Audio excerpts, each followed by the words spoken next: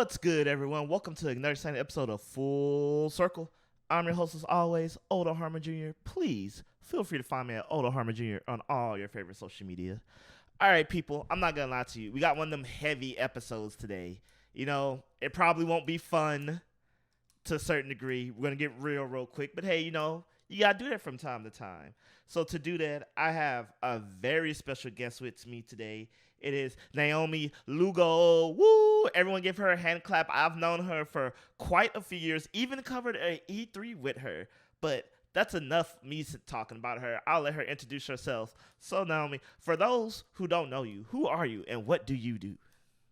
Well, my name is Naomi, like you said. I am a games journalist. I've kind of just been all around the industry, and right now I actually work a lot with cats. So I have to also introduce four other special guests.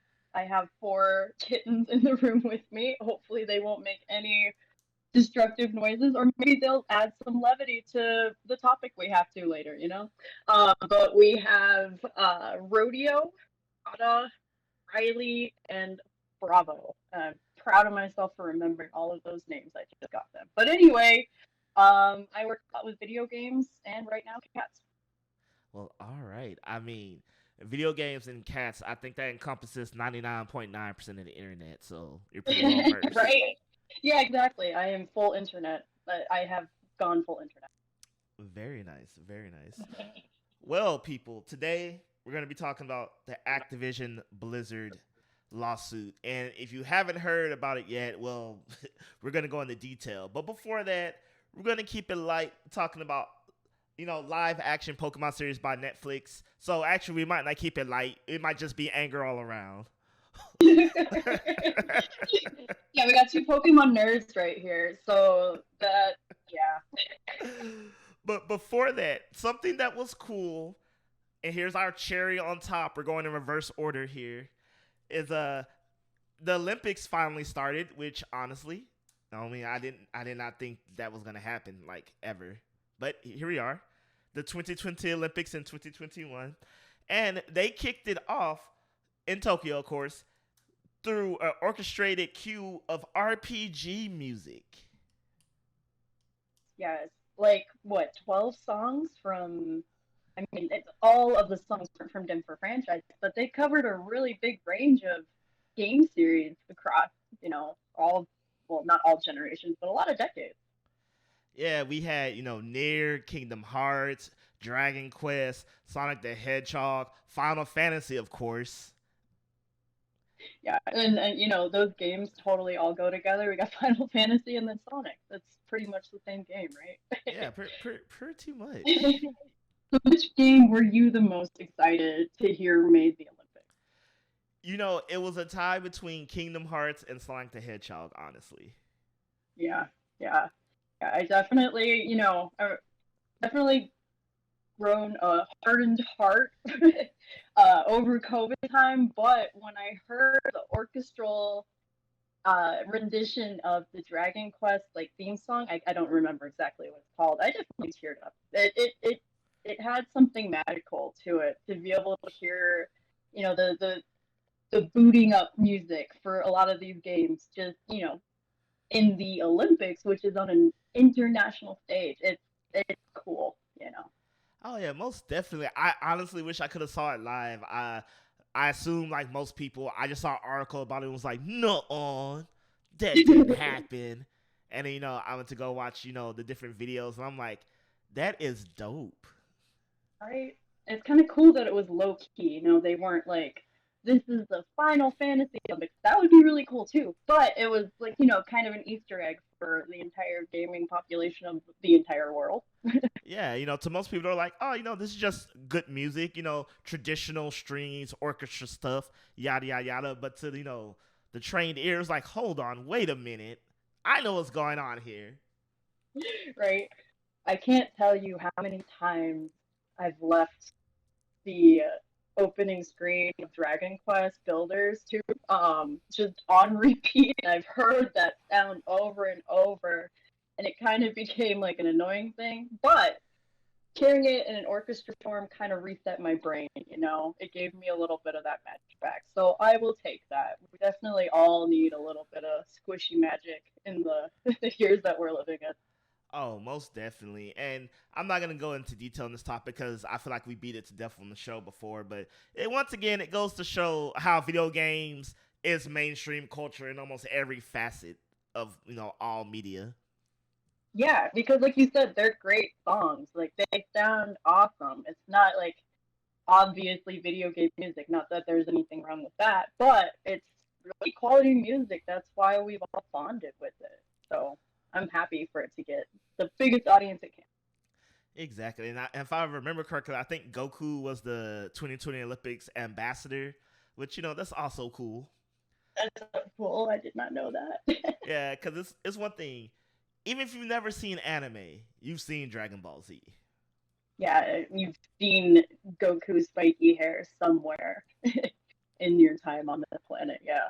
Yeah, like I remember for Comic Con, they're having some Dragon Ball Z thing, but they basically showed a video about like just people from literally all over the world. I mean, like the darkest corners of the planet, where you wouldn't even think they had TV, but like everyone knew Dragon Ball Z. It was just like a video of kids doing the Kamehameha, and then in Brazil, one school gathered together, did a protest, and as they protested together, they all put their hands up to form a figuratory spirit bomb and just things of that nature. And I was like, wow, that is some reach. That's making me tear up now. It just shows how squishy I am right now. Yeah, exactly. It means so much for a reason. And we all know the story, and then we just connect with people. Yeah. Yeah. That it's kind of like it's kind of like a different level, but seeing all the Naruto runners, I am so proud of them. I haven't had a Naruto run, but yes, we need more dorky stuff like that. Or like when Pokemon Go was in its heyday, I think people just casually in Pokemon cosplay everywhere. Like yes, yes, yes, yes, more of it. Me and my friend always joked when Pokemon Go first started. It was like this weird, like everyone's at the park, and then you look at someone, and they look at you, and you're like, "You doing it? Yeah, I'm doing it. You doing it? Yeah, me too. Oh, we're all doing it." That was like the only time you could just like spot Pokemon fans and just know. And it was good because if you were the kind of creep who was just like sitting in your car, taking down a gym and you saw someone pull up next, you could just do like a little nod and it was okay. It was like, I'm parked here at an odd hour to be parked here. You're parked here at an odd hour to be parked here. Are we parked here for the same reason? And then it's like we're both protecting each other. It's good. We're good. My quintessential moment was you know, I was in a group of people that stereotypically no one looked nerdy. No one was like, in obvious nerd gear doing obvious nerd things. I would dare say even some of these people by societal standards look cool. And we were all just kind of hanging out this spot, but like we were all dramatically different types of people. And then someone broke the ice and was like, are we all here for the raid? And then there was like, yeah, like I kid you not, it was maybe like one person out of a group of 20 people who was not there for that. And they were probably scared once they realized that everyone else was there for Pokemon and they were the yeah. That's hilarious. So yeah, one time I think it was a community day for Pokemon Go and I dressed up because like I couldn't just casually have any sort of Pokemon cosplay out of my closet at any time. So why not? Um, People were taking pictures with me and it was really weird, but also so cool. Like adult humans who probably didn't know anything about Pokemon were like, "You look weird. I want to take a picture with you." We're the true brave ones. We love out loud. Yes, yes. Well, the Pokemon it like seeps out. It's so potent, it seeps out into everything. Exactly. And speaking of Pokemon seeping out into everything. Yeah, that's a great line. Thank you. I'm kind of proud of it. I will stop the show and acknowledge one of the best segues I ever said. Thank you for that. I appreciate No problem. that. So, Netflix has decided that they're going to make a Pokemon live action TV show in the same vein as Detective Pikachu. I don't know if that means it's going to be Detective Pikachu Rhyme City side stories or just they just meant that it's going to be real people and CGI Pokemon or realistic Pokemon, however they do it. People love puppets for some reason in Star Wars. I doubt they'll do that, but CGI most likely. I would be really excited for Pokemon Puppet in 2020 plus. That would be, either a nightmare or like a classic in the making. But yeah. So, what did you think of Detective Pikachu to start? Okay, this may not be a popular opinion. I thought it looked good, and that's where the compliments stop. Hmm. I get that. And I get that. and and most of the problems wasn't with the Pokemon themselves. The actors, not the best. Yeah. Not the story, solid. I give the story a solid 6. But it was just oh god, I don't know their names, but the two main actors, the guy and the girl, I was just like I can't with y'all take me out of every scene. Yeah, they were definitely not the strong. Yeah, the when I look back on it, my favorite parts were like the opening scene where you pan over this town and you see all the Pokemon interacting with it. And then we like are not in that town for the rest of the movie. Not that I thought we were gonna be, but still, like they set it up so well. Like this is how Pokemon live in the world. Anyway, and then also the part where they go into the Bulbasaur forest. That was pretty freaking adorable. But I think I agree with you. The story was okay. I really love seeing a terrifying Ditto, go evil. That was unexpected and That was a good horrifying. villain. That was a good villain. That was the best villain. Um, you know, I I didn't like the world of what would I call it? I was Rhyme gonna say New City. Donk City. There we go. Not New Donk City, the other one. Rhyme City. I didn't like it as much, but that was just because they didn't really, expand on it. Like I get that it's a big city, but we can still do the thing that the opening shot did and like, I don't know. I don't know what I'm trying to say. I liked where they started, but it wasn't quite there. Yeah, and I get that they didn't have the budget, or maybe for the story they were gonna have Pokemon battles, but I felt like it was kind of a wow. We're not gonna have like any like traditional Pokemon battling. Like we got like a little tiny bit at the end, but Yeah, it might be my bias, watching the anime parts. I want to see like the young kid bonding with their first Pokemon. I don't know. I missed that aspect of it, which I'm trying to figure out as we speak. Is it the innocence of it? Because no, definitely not. That's not what I missed. Maybe it's like I don't know. I don't know. It just didn't well, quite clear. yeah. I mean, well, if you think about it, fundamentally, it's based off the world of Detective Pikachu, so it's not fundamental Pokemon. So we're already, Yes, I think you put the the nail right in that. I think that's exactly it. I wanted more of what the big world of Pokemon was. Everything that's built with the anime, the the shorter shows, the Pokemon Origins. I wanted to see something like that. A long gripe from Pokemon fans is that, we want them to take the lore that they've built and the world that they've built a little bit more seriously. Like, yes, Pokemon is for kids. I respect that. But at the same time, it's also a massive franchise that has a huge reach.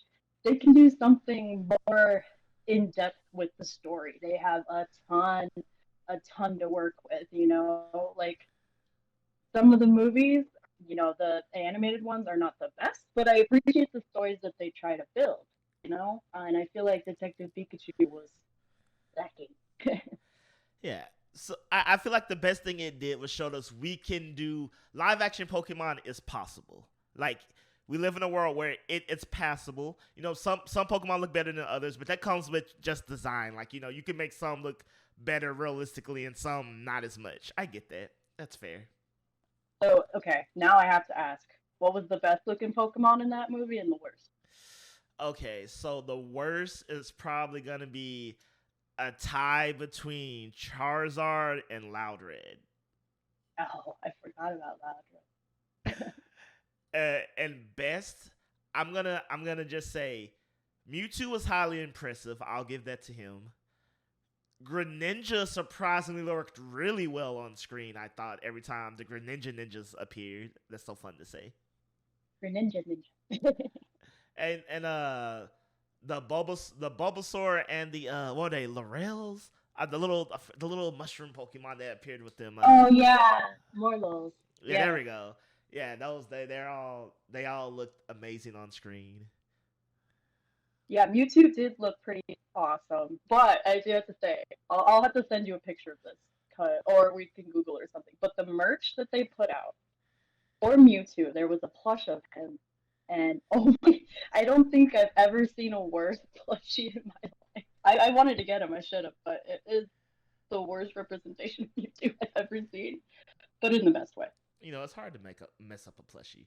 But enough of Detective Pikachu. What are you hoping to get out of this Netflix series?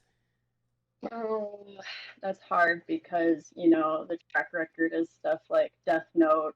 Um, I, I, I don't want to be a stickler and say I want them to stick to the source material, and not do anything different. Cause like Death Note did, it strayed from the story and tried to do something different. I don't think that's the problem. The problem is the execution. So what I want is just competent storytelling, because if you have a good story, you can probably build it up from there. Because like you said, we have already seen live action Pokemon, so we know it can look good. But I want something that's actually interesting and adds to the Pokemon universe, not just another Pokemon show. Mm, I feel that. I think I want something more safe, because I feel like Pokemon is kind of like Harry Potter in a sense. It's the world. It doesn't necessarily have to be a story about Ash. It could be a story about anyone. So have someone Joe Namath, Pokemon trainer, Jane Doe, whatever. They're either starting their journey, maybe partially through it, and just you have the story. They're in a region. It could be one from the games, one you made up. They're collecting badges or just battling people, trying to be the best. Maybe their goal isn't to go to the Pokemon League. Maybe they want to start a gym. But have someone of age. I feel like more. I would lean more towards teenager than literal kid, and have them on a journey of some sort that involves catching, battling, and just journeying with their Pokemon. And I feel like if you do that, you can frame the story. Maybe have highs and lows. Maybe they encounter a legendary Pokemon. And we're all good, because I think that's the thing we all love about Pokemon is the journey. Yeah, absolutely. Like Ash Ash can be a jerk. There's plenty of I'm sure there's entire Twitter accounts dedicated to Ash like burning everyone around him with his snark. And Pikachu is basic, but that's fine. Their bond, as cheesy as that sounds, is what keeps me going back to the anime. Even in its early or its newer iterations where it's more obviously for kids. It's all about going out in the world and bonding with your Pokemon. And I love that they've branched out, I mean, over many years and not just battling. So there's like so many different possibilities with what you can do with Pokemon. And like you said, it's a whole world. There's so much to it. They've built it up so much. So it would be really exciting to see something new, but like you said, that still goes back to what it is. Yeah. I would even be cool to sort of anthology series, like one episode is about a trainer who's trying to go to the Pokemon League, one episode is about a Pokemon coordinator, one episode is about a day in the life of Nurse Joy. Even something like that I feel like would be really cool. A whole show about Nurse Joy, come on. Pokemon ER? Oh, that would be so great. A whole hospital drama with Pokemon. I would watch that. Oh, that you know what? That might not be bad. It's got a good formula to it. There's a reason why there's a bunch of hospital shows out there. All right. All right, I'm gonna say this. As long as they don't do this, I'll be fine. If it's like a legendary Pokemon that can communicate telepathically, because we know that happens, I don't need any talking Pokemon in the show. If it's like a Team Rocket and Here's Meowth, okay, you get a pass. But I don't need any consistent. I'm a Pokemon and we just talk. No, I'm kind of okay on that one. I totally agree with that. I didn't even think so many clips are just flooding into my mind of talking Pokemon over the years. Now that you say that, though, there's gonna be one. I'm okay with like a legendary because more or less legendaries can communicate. So I'm like, okay, that's just kind of a thing they do. They're legendary, whatever. You know, if Meowth makes a cameo, okay, we got a whole episode of how he learned. Oh, the episode was so sad, by the way. But anyway, What? All these Pokemon memories that are coming up. It was so sad. But I'm glad that he had a backstory. but even if it is bad, I'ma still watch it so I can, good old what the internet calls, hate watch. You watch something that's bad, but you just gotta get it out. Just gotta get out your system. Yeah, no matter what, I'm gonna be watching the show. Oh yeah, I'm gonna from episode 1 to 10. I'm just gonna be like, you know what? This is the problems. Oh, this is what you could have done better. Because sometimes it makes you mad because you watch and you're like, this could have been good quite easily based off what you made. Hmm. That's the most frustrating. Okay, so now that we had fun, everyone, I'm gonna let you know right now, people. If you don't want to hear about the Activision Blizzard situation, if you're gonna get all temper tantrum, you can cut off the podcast now. Thanks for listening up to this point, but also shame on you for tuning out at this point. Agreed. Unless you have like a good temper tantrum, a productive one. Yeah. Or or it could be the case you've already know the story and your spirit can't take hearing about it anymore. I completely understand that as well. Sometimes that does happen. Absolutely understand that. So yeah, if you need to for whatever the reason, hopefully a good one, we'll see you next week, people. But if not, let's strap in because we're gonna talk about it. Yeah. Do you want to give a quick rundown on what's happening? Of course. Thank you for that. So, Naomi, for the people at home, in case they don't know the story, for the past 2 years, the California Department of Fair Employment and Housing has been investigating Activision Blizzard. And now they are suing them, the Department of Fair Employment and Housing. No one, prompted them to do this after their 2-year investigation that frat house culture had been present at the company, to disgusting levels. Just say that, and that women were being harassed constantly, nonstop, without any help from leadership, management, anything was doing. They cited things as cube crawls, where male employees would drink copious amounts of alcohol and crawl through various women cubicles in the office and engage in inappropriate behavior towards female employees. Keep in mind, this was all during work hours. And, would make jokes about female bodies and about rape, as hard as that is to believe. And again, people, this is just a report from the California Department of Fair Employment and Housing. And, part of me thinks like they had to know they were being investigated. It was going on for 2 years. And apparently they were still doing these things in view and earshot of whatever of all these investigators. And I mean, that's horrible for a whole set of reasons. So now, as a recording, we have there's current, past, and present Activision Blizzard employees, walking out. There's people, boycotting Activision Blizzard's game from buying and or playing them, and all sorts of stuff that's going on. And more women are coming out talking about, the harassments, the threats, having suicidal thoughts and most things like that. And that's pretty much the gist of it as of now. Whew, which is a whole lot, and you didn't even talk about the Bill Cosby room. We were gonna get to that later, but yes, as Kotaku reported, people, they had a Bill Cosby suite. Now I'll let you discuss what that was. Well, so the big piece of evidence that came out was a picture of a bunch of higher ups in the company, including HR reps, laying out on what looks like and has been confirmed to be a hotel room with a picture of Bill Cosby above them. And I think that picture was taken in 2012 or something like that. Anyway, during the allegations and trial of Bill Cosby, and they were trying to say something to their defense, like, "Oh, this was just for Bill Cosby, ugly sweaters, trying to make it like into something else. But if you look at the context and what that would say to a female employee, I think it's pretty clear what it really means. Um, and that's just something that came out what like today or even yesterday. That's not even like the biggest part of all this, as Odell has said. Deep breath. Take your time. Oh man. Well, where to even start with this?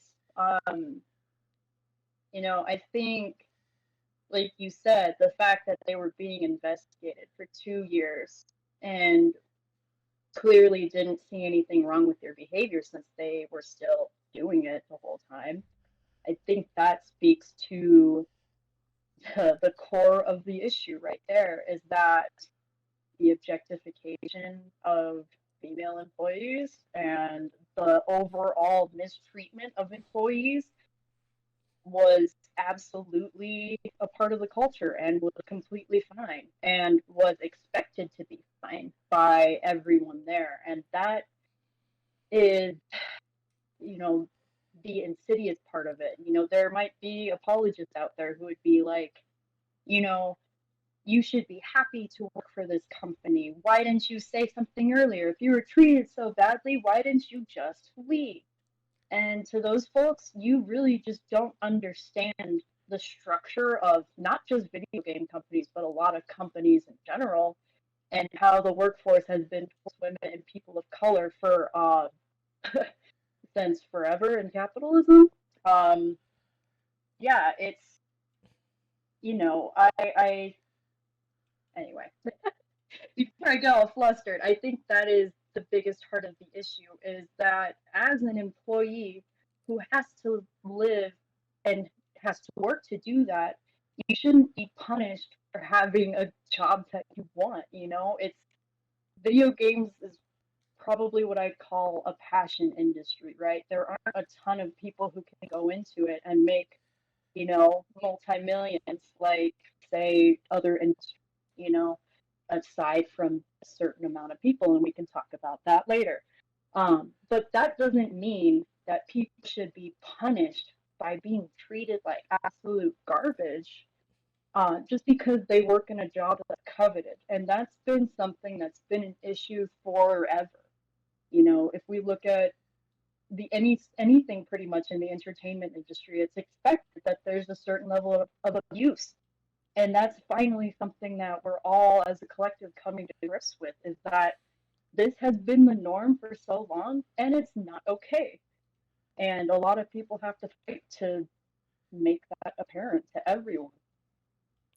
Oh, most definitely. And, I appreciate you saying it because the thing is, I'm not a woman. So clearly this upsets me, but, I can never understand, some of these things because I always tell people that, like, even though I'm a minority and I experience a lot of crap, as a male, like, I've never in my life feared of being raped. I've never had a fear of, someone using me sexually or inappropriately touching me or grope. Like, I don't worry about it so much that the thought has never crossed my mind. Like, I don't even see it conceivable. And, it hurts me that for a lot of people, this is their everyday. Exactly. And that it is just something that people have had to just bite the bullet in a lot of jobs. Like I've been saying, not just in video games. Video games are just, I don't even know what to call the video game industry from the outside anymore. It's just such a big mess that it's hard to kind of compartmentalize what the video game industry is and what it's become. Which is partially a good thing, but then it's also partially a bad thing because then, a lot of people get left in the cracks. But yeah, as someone working in the industry, I have heard stories from every single one of my female, um, what's the word, colleagues, and that is absolutely staggering. I'm someone who's worked in other industries as well, under journalism and marketing, and that's not the case everywhere. And there's definitely something I don't want to say special because that's not the right word. What is the word I want to say? There's something specific that's happening within the video game industry that, is finally coming to the surface for the wider public. But for a lot of people who have been within it, it's just been the norm for a long time. Oh no, I completely agree. I always tell I tweeted this out earlier this week, but I think the hard truth for people to swallow is, especially those on the outside, is that the video game industry is always touted as the most progressive thing on the planet. And I don't mean that in a insulting way. I mean progressive in a good way. Yeah, it's storytelling, it's art, it's, we're pushing boundaries with video games and, sometimes representation very minimally, but yeah. Yeah, and where the rest of the world is trying to catch up, the video game industry has been, leading the example. And as a person of color who's been in the industry, to some professional capacity for over the last decade, I've seen it countless from my internship to everything I've been through, from conferences to working with different people, is that the words of the industry and the actions of the industry rarely line up, as hard as that is for me to say. And what I mean by that is, whereas we want inclusion, we want people, we want all this and that, the main majority still, is white males. And if you want to take it one step further, it's just white people, period. Whether we're talking gay, lesbian, binary, however they want to identify. Because as a person of color, I think it's all great when we tout diversity, but when you're showing me different flavors of white people, it doesn't look as diverse as you're saying. Excuse me for using the word flavors, people. I can think of a better one. I think it's a pretty good analogy. Yeah. Um, And it, oh, go ahead. And it's just, and it's weird because I know people. I'm not gonna drop any names, so where I see their words, I've heard their words, I've seen them speak, and then I turn around and see their actual actions and practice and in theory, and they don't match up. And Naomi, the worst part is, if you think back to the incident at Ubisoft and other incidents that even predate that these incidents are nothing new in the gaming industry. And it just hurts me to say, even if I want to, go another way and say, even with the 2020 move to highlight black voices, is that the gaming industry likes to say things, and we all agree, and we clamor and we clap and we stand up, but then nothing is actually literally done. For example, I asked someone the other day, I was like, since, all this, black empowerment, how many black people have been hired in gaming journalism roles? Very few, if yeah, any and at even all. then, and then what type of jobs are those? Is it just, or is everyone being paid at the same level? And everything that comes with inclusion. It's not just, yeah, like you said, it's performative, and it's really unfortunate. It makes me think of all of the, E3 conferences and all sorts of press conferences where they say, we're all about inclusion, and then they pan to a couple people and they talk for a second about how much video games mean to them. Or they say stuff like, you know, this is a really popular one lately, is that the gamers really make, these companies, and it's just so hollow and it's sad.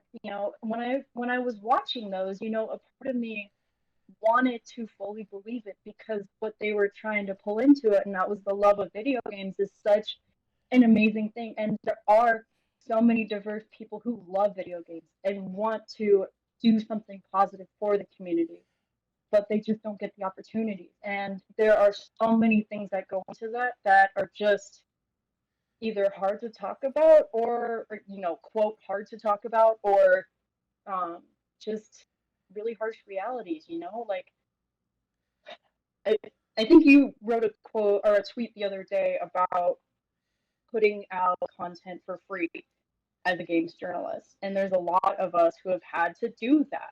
It's just a fact. And in writing in general, and journalism in general, sometimes you have to start by putting out free content, and you still have to put your entire heart into it, because if you put crap out there, no one's going to pay attention to you. And the amount of that takes from people is so much, not only from a content standpoint, putting yourself out there, but being able to write articles and afford your house and your bills, but having to do stuff for free just to get noticed, that's a hard reality. And that's something that the industry has created, and that's in journalism as well. Same thing. I'm not a game developer, but I'm sure there's the same kind of boundaries for game developers. Who has the time to dedicate to making games? A lot of people do, and I really commend them for that. And it takes them a long time and dedication, but that is not something that everyone can have immediate access to, and that's not fair. Because not only does everyone deserve a chance, it also strengthens the community. And this is why we have a lot of the problems that we do now.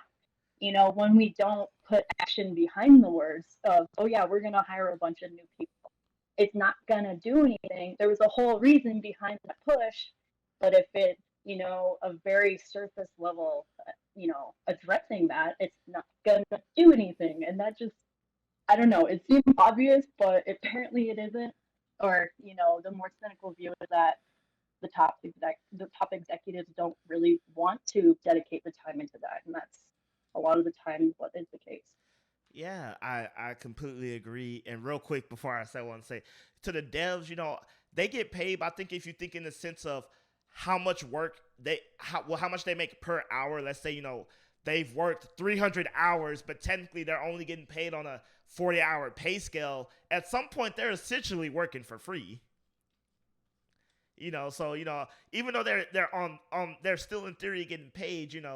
I worked at a newspaper, and as an editor, I got paid a daily rate, and I got paid $200 per day, and you're thinking like, oh, okay, that sounds pretty good, but I spent over 12 hours each day that I worked at the newspaper, so when you start to divvy how much I make, it's really not that much for the time, but and now you made so many good points, and the thing that makes this Activision Blizzard thing so different from those and other stories like this is that, like, as a minority, let's say I get overlooked, they only interview me, they only invite me on for to have a black face there, and so on and so forth. Yeah, it's wrong, and it does cost me some distress, but my life isn't in danger.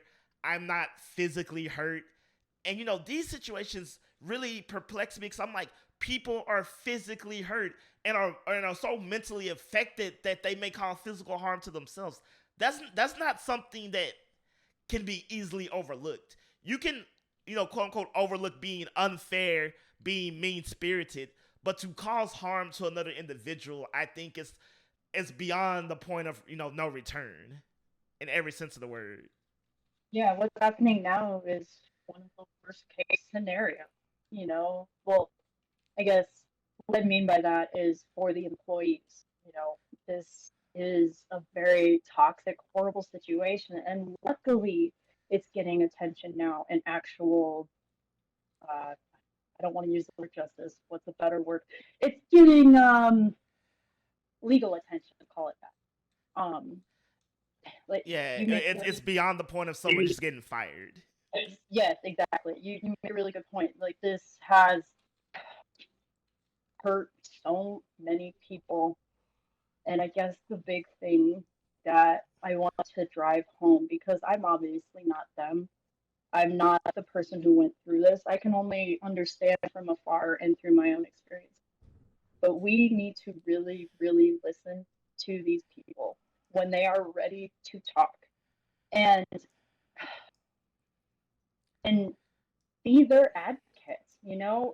A really unfortunate reality of the video game industry, especially for women and people who identify as women, is that when you come out and say anything negative about video games, you better watch your back. And I don't mean that in a joking way. I mean, like, you literally put a target on your back, you know? So imagine how terrifying that is as a female employee who's been hired onto this amazing company. I'm guessing that a lot of them were really excited to work at Blizzard and Activision. Who wouldn't be? They've made some amazing games. They go in there and then they discover that, there is this toxic environment and it affects them every single day to their core. Who are they going to talk to? Who is really going to listen to them? Especially, ooh, and the whole HR situation just boils me to nth degree. It's not surprising, but it's horrible. When they can't even go within the structures that are available to them or supposed to be available, they can't say anything or they're reprimanded and fired immediately. And then you get a stigma within the industry. Um, it's just a lot against women, and that's not even talking about the harassment yet. Like, ugh, it's so much. And whew, okay, another deep breath and looking at the kittens. All right, kittens, woosah, woosah. Kittens. But yeah, that I guess the thing that I'm trying to say is that it is tremendously hard for people who have been abused like this to not only go through the abuse and reconcile with that, but being gaslit and not not having solid support that these things are happening to you, it really, really affects you. That's why they call them microaggression. They're small, but they add up. Um, and they add up to, unfortunately, like you said, people wanting to kill themselves. And I think there was a case where someone did kill themselves at one of the conventions. I don't know all of the details around that specifically, but you know, that's from people who, had nowhere else to turn. And that's just so horrible. Um, it's exploitative, it's terrible, and I'm glad it's being addressed, and I'm so glad that there's been so much just support. And I think the big switch that we've seen over the last few years is that it's immediate support. I think that's been a really amazing thing. And I'm sure there's other sides to that. Well, it's cancel culture. I'm not talking about cancel culture. I'm talking about people coming to the aid of people who have a story to tell about their abuse. And I think that it's amazing that we're stopping to listen. It sucks that it's taken so long, but hey, we got to start somewhere, I guess. Oh, I mean, no, you're right. I mean, as horrible as things are, at some point, because some people have the mentality, I should say, of, well, it's so bad, what can you do? Look at this giant disaster. What's picking up a few pebbles gonna do? But at some point, you gotta do something. Regardless of how big the problem is, it starts by doing something, no matter how small. Because yes, problems are big and huge, and yes, the efforts we may be currently doing may be futile, so to speak. But if we don't do them, then there's no progress. And it's just, all right, so I'm going to temporarily, people, all right, I'm going to take off my game journalism hat. I'm going to take off my politically correct hat. I'm going to take off all those hats. Because I don't know if it's because of where I was raised in the South, Houston, Texas represent. I don't know if it's because who I am as a person. But, like, I hear these stories, I see these things, and I'm just being honest. Some of these people just need their ass whooped. And people are so quick to be like, oh, you would get loud, you would yell, you would curse them out, you would bitch slap them, 5 fingers open. Yes. Yeah, why wouldn't I? Why wouldn't I? Why, knock on wood, Lord, I forbid it's ever happened. But let's say someone I knew I was close related to personally, was a woman, came to me and was like, Odell, you see Joe Schmo over there, it could be, some big name game journalist, been in the game journalism for 20 years and all this stuff. We're at a convention, we're at the JW at E3, we're at the Hilton at PAX, or wherever the case. And she's like, oh, he called me up for a personal interview. He took advantage of me and raped me. If I walked over here and just started beating the shit out of him, why, who would look at me sideways? That's what I want to know. Yeah, and if you were looking at him sideways, look at yourself. Like, what? Anyway, what is that? And I know people are gonna be like, oh, why'd you do that? Violence is not the answer. You know, he just raped somebody. Screw that. Screw. I'm sorry, Lord, forgive me. It's not the Christian thing to say, but screw that whole. Oh, I'm gonna give you a stern talk to, or I'm not gonna, mess with you. Like, no, I'm just gonna beat your ass, and we can sort the rest out later. And I think a huge culprit, and this is over. Okay, a little departure from your Yes. So, very very sorry. well deserved lip. Oh, no worries. I was just gonna say, a big reason of why we don't beat each other's asses over this shit is because, you know, there, and I'm hoping that we're going away from this. There's a sense of wanting to, get your own piece of the games journal or gaming world. Everyone is willing to turn a blind eye because they don't want to make executives mad who might hire them. They don't want to say anything bad because it might jeopardize their career chances, which, I understand. But we're at a very, very different point than just, maybe bad talking some latest game up, which is not a good thing to do. But when people are abusing other people and we give them a pass, what do you think is going to happen? More people are going to be abusive and it's going to be okay. And that's, I think, a real hard pill for a lot of people to swallow, is that, if the people around these women, you know, and not saying that they had all of the agency in the world to do this, it takes a certain amount of privilege to be able to stand up to people. But if more people stood up and said, hey, why are we doing bar calls around our freaking desks? How is that okay? You know, not putting the blame on employees at all. I'm just saying this is what happens when the agency is taken away from employees because they are afraid to lose their jobs and then lose everything because our capitalist system makes us need a lot of money all the time. Oh yeah. And that's why, the HR structures and everything work to silence the people, is so that it could just keep on functioning status quo the way everyone at the top wanted. And it's disgusting. It is disgusting. I hate that in, I guess, pretty much all capitalistic systems, we've taken away people's abilities to fully engage with their ethics. Like, I have actually backed out of the gaming industry a lot because I've seen a lot of this shitty behavior. And that's so sad.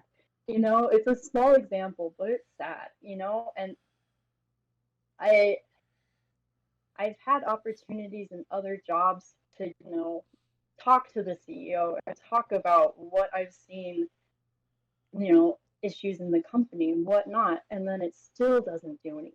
So I think there is a lot of responsibility with us at this level, but then at the same time, we also have to recognize that there's a lot of powers that be above us that we need to address. And I guess that's a good segue into Mr. CEO of the company, if you want to talk about what's been happening with him. I think I just blacked out his name for mental protection. Oh, okay. Oh no. Oh, before we get on that, because there's this, I wanted to comment on something you said that I related to immensely. It's like, even though I'm the type that, if someone told me they were raped, I would have to whoop the dude's ass. Like, I think, like, on principle alone, I would just have to. I'll spend a night in jail. That's cool with me. But yeah, so you said that a lot of people are afraid to speak out because honestly, working in gaming is a dream job, point blank, period, and people at the top know that. So many people will do legally anything, to get in the industry. And there's many things I could talk about as a person of color, as a black male, as a black straight male, and I emphasize straight because I have been told if I was of a different sexual preference, I'll be a more desirable candidate. That's a story for another day. But and it's like, I would love to speak out on these things. I would love to call some people out. But I know at the level I'm at, even if I did it, even if everyone believed me, even if everyone's like, shame on them, I stand in solidarity with you, Odell. That's not gonna get me a job. That's honestly probably gonna be make sure I never get a job, if anything. Mm-hmm. And Because that's yeah. Go ahead. Sorry. oh yeah, and that's just a sucky feeling because that you have to reach a certain level of notoriety, fame, success in the industry before you can speak about certain things. That's why it's so important. Like people say, you need women, people of color, non-binary people in positions of power. Not only there, but positions where they can move and shake things up. Because if we never get these people in positions of power, even if we hire 100 women, if all the top executives are 5 men, it still doesn't help. And the reason why people say that diversity matters isn't for show. It's because people of diverse backgrounds have diverse knowledge sets and can manage a diverse set of people. Again, not groundbreaking. It's actually pretty straightforward. It's just dismantling a whole system that made it that way. That's all. Yeah, and so what you're saying, the Activision CEO, Bobby Kotick, I believe his name is, might be mispronouncing his name wrong. Who cares? Uh, Basically, the company came out and said that the allegations. I kept wanting to say alligator for some reason. The allegations are more or less false. I'm really paraphrasing here, people, but that's what it boiled down to. Yeah, and I read through his letter to the world, and it is just the same. And in response to all the allegations, it is just so tone deaf, and it's just an example of all this corporate speak that does nothing. And luckily, nowadays we're all pretty keen on that. But it still just shows exactly where their heads are at, is that they can just kind of wipe it away with some pretty words. Like we're so, horrified to learn of the situation, and we strive to do better in the future. And how many times have we heard that from how many different companies? It's, no one wants to hear it. And then, we get the lovely side note, and I don't know exactly how concrete this evidence is, but that his name was written in Mr. Jeff Epstein's little black book, and we've known about that for years, and nothing has happened about that. Um, Also shows the mentality of the people around him who keep him in power, is that stuff like that just doesn't matter to them. Um, the thing that matters most of the time is the bottom line and money, and that's the system that we're in. That black book comment. It's not that I don't believe it's true. It probably is. I just hope to God it's not true. Oh my gosh. Yeah, it's pretty devastating. Yeah, because it's easy, he's being dragged through the mud right now, rightfully so. So at that point it's easy just to say whatever and people will probably believe. But it's just one of those things like it's like, someone's like, beat up a baby. It's like, I just hope you just didn't do that. I hope this statement is not true about you, despite you being horrible. Just in the hopes that something like that didn't happen another time in the world. But yeah, and it's just I'm not gonna read some of the quotes from his letter because I've already been unprofessional once during the show. I allow myself to do it once a show if need be. So I'm not gonna go, meet me in the streets, Odell, again, so to speak. But I really just hate, because okay, people lie, I get that, but there's just certain things people don't lie about. And I hate when people in power say, well, what about the other guy's feeling? Again, let's just go back to the knock on wood, Lord forbid, just an example. Oh, Joe, you beat him up, but what about his? I don't care. Why does it matter? It just don't at that point. Like, do I need to know the reason you beat up a baby? I really don't. Like, I don't need a why. At that, your actions that you have chose to commit, I honestly don't need a why. And like nothing you could say will be even remotely close to making your actions plausible. If anything, they're just gonna make it worse once I hear them. It's just and going forward, I really hope, as an industry, as a community, as a collective body, like I really, really want something to happen. Like I want something concrete, something real to happen because after 10 years, I've seen my fair share of we'll do better, we're going to do this, we're going to do that, and then, nothing happens. Because honestly, Naomi, if nothing happens this time, I think it's time to actually just start hitting faces. I mean, that's why we say eat the rich, right? Is because we get to a certain point where we get a little bit. But yeah, I think that's what's so frustrating right now is we're establishing a certain level of decency within the industry, and it's frustrating to even have to talk about that. Hey, don't sexually harass anyone. Oh no, how dare you? Like, really? We have to debate this and we have to talk about stuff that really does not matter, in the grand scheme of things. The thing that matters is how these people were treated, how we're going to, help them, and how we're going to do better in the future. And I say we broadly, but I really mean how these companies are going to do better in the future. And, I'm super cynical about capitalism, as you've heard. But, Mhm. luckily with the change that we've seen over the last 3 years, the public shift is that we genuinely do angrily want change. And that's marketable for better or worse. A company is way more appealing now if they're a little bit more woke, like, I don't know of a lot of people who are super Pepsi company fans, but there are still people who are going to be Blizzard fans. And I think that's such a weird, disconnect is that I get it. We played these video games, they're a big part of our lives. We love them. We obviously are going to love where they come from. But, you know, it's a corporation. And the corporation is going to act like all those other corporations out there unless we demand better. Um, and it's a uphill slope to battle as a whole bunch of people who aren't billionaires, but we still have a bunch of power in our own ways. So Yeah, I'm hoping that people really are gonna stay true to their word and not be buying their games or playing their games because once you start messing with a company's pocket, you'll be so amazed at how they care about change. exactly, that's where it is, and that's the power that we have.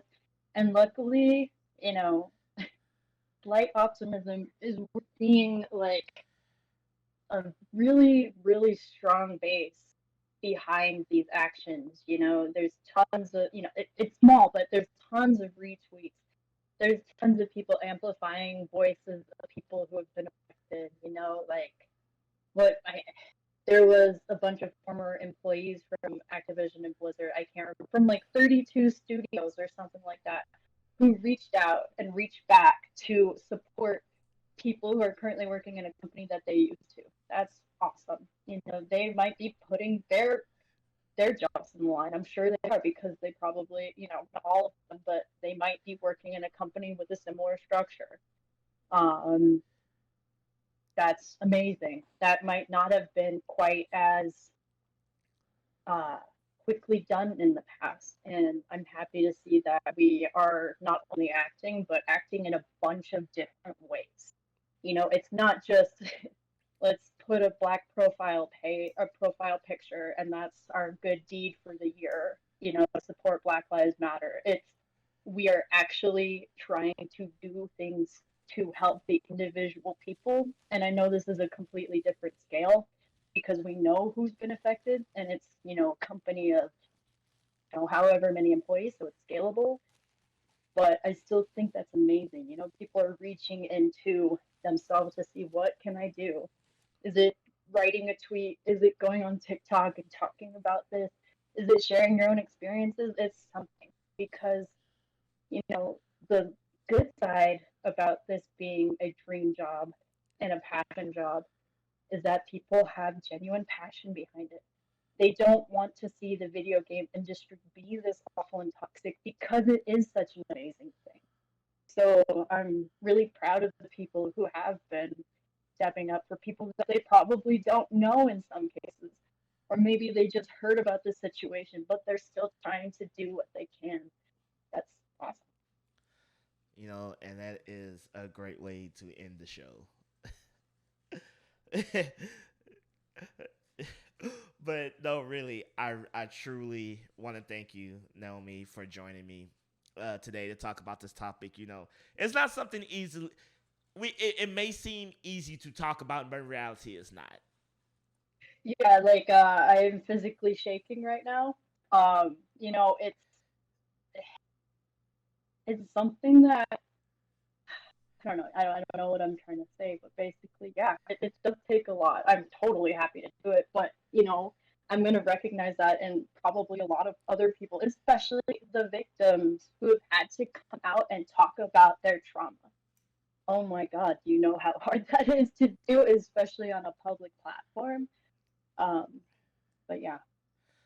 Yeah. So, I thank you for joining me. I appreciate, all your time and effort and the times we have spent together, covering games. But just in case, people want to reach out to you, follow you, see anything you do, where can the people find you at? Yeah, absolutely. So I am on Twitter, of course, at Naomi and Lugo. But then also going back to my cat work, I work. I'm starting a project. It's called Kitty Mons, like kitty Pokemons. Got to get the dork in everywhere, right? But we are working to uh, build up cat rescue work and work in the video game community, and I want to really emphasize mental health in that. And yeah, so if you want to check out what we're doing, we're kind of in the infant stages of that, but you can find us at Kitty Mons, pretty much on every platform. And then, of course, you get the benefit of seeing a whole bunch of cute cats. That's always great. We always need that. Cats are cool. They're not going to run Blizzard into the ground. Hopefully, it's much nicer most of the time. So yeah, if you need a mental health break, that's where we are. All right. And as always, you can find the podcast at Full Circle Podcast 23 on Twitter, Instagram, and Full Circle Productions on Patreon. If you want to donate, shout out to the Patreons: Gabriel Garcia, Rachel Coleman, Bake Rice, Ryan Frazier, and Gabriel Cleveland. As always, I am continuing my call out to my Patreons. If you want to be a guest on the show, just let me know and we'll make it happen. Ryan Frazier was on last week. Thank you again, sir. And as always, you can find me at Oda Harmon Jr. on your favorite social media sites. Shout out again to Naomi for joining me. And, as always, everyone, see you next week and be blessed. Bye. Bye.